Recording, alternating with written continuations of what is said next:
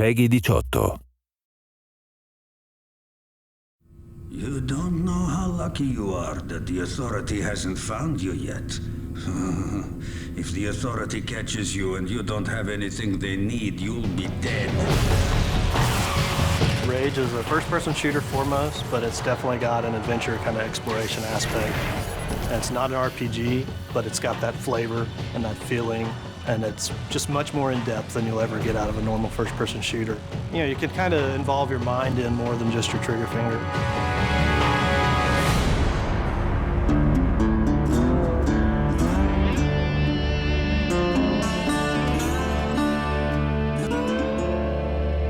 The bad guys in the world, you know, we have everything. There's some bandits around the corner.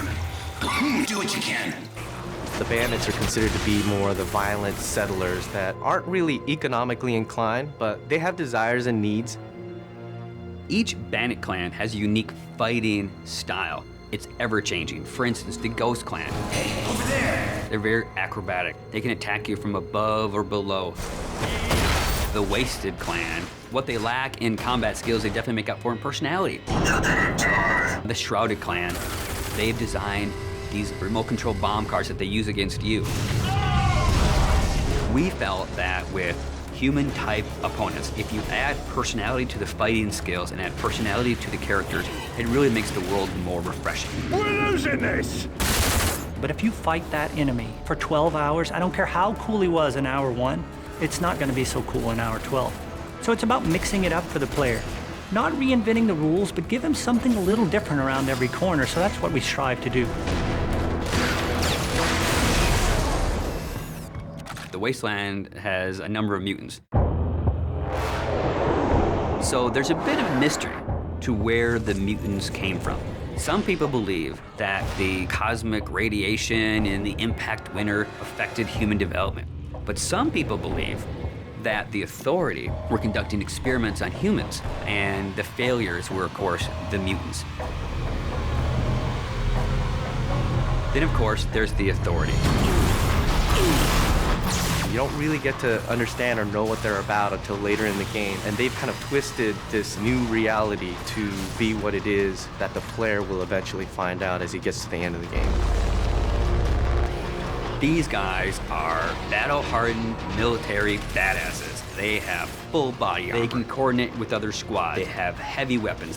When you go from fighting mutants with sticks to bandits with pistols to facing off against the Authority, it's a different experience. These guys are tough, and they mean business.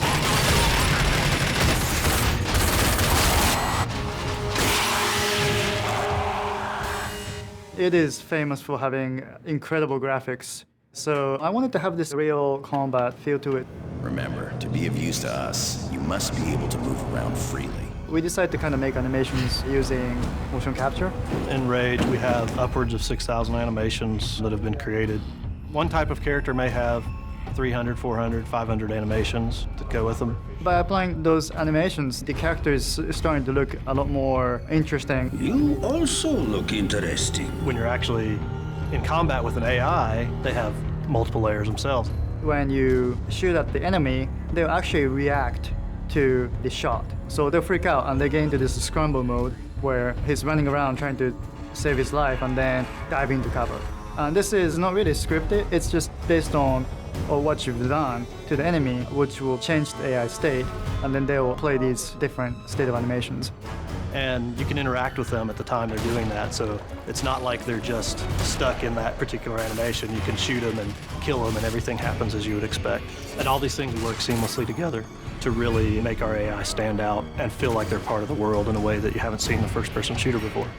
Well, enough with all that.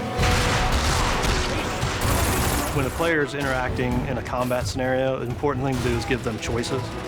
And there should never be a dead point when they're only thinking, oh, I'm just holding the trigger down to kill these guys.